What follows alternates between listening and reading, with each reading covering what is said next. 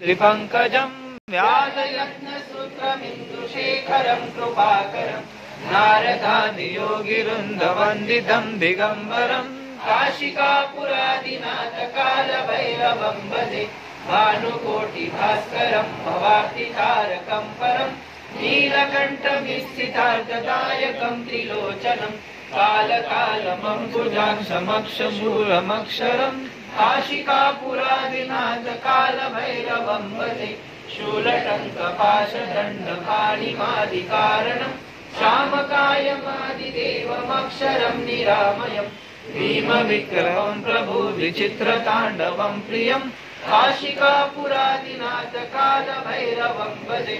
मुक्तिमुक्तिदायकं प्रशस्तचारुविग्रहं भक्तवत्सलं स्थितं समस्तलोकविग्रहं विनिक्वणं मनोज्ञहेमकिङ्किनीलसत्कटिं काशिकापुरादिनाथकालभैरवं भजे धर्मसेतुपालकम् अधर्ममार्गनाशकं कर्मपाशमोचकं सुशर्मदायकमविभुं स्वर्णवर्णशेषपाशशोभिताङ्गमण्डलं काशिकापुरादिनाथकालभैरवं भजे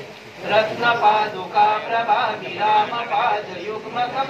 नित्यमद्वितीयमिष्टदैवतं निरञ्जनं मृत्युदर्पणाशनं करालद्रष्टमोक्षणं काशिकापुरादिनाथकालभैरवं भजे खट्टहासभिन्नपद्मजाण्डकोशसन्ततिं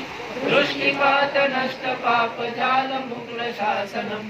अष्टसिद्धिदायकं कपालमालिकन्धरं काशिकापुरादिनाथकालभैरवं भजे भूतसङ्गनायकं विशालकीर्तिदायकं काशीवासलोकपुण्यपापशोधकं विभुं नीतिमार्गकोविदं पुरातनं जगत्पतिं काशिकापुरादिनाथकालभैरवं भजे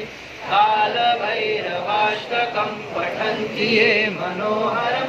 ज्ञानमुक्तिसाधनं विचित्रपुण्यवर्धनं शोकमोहदैन्यलोभकोपतापनाशनं ते प्रयान्ति कालभैरवाग्निसन्धिन्द्रुवम् इति श्रीमच्छङ्कराचार्य विरचितं कालभैरवाष्टकं सम्पूर्णं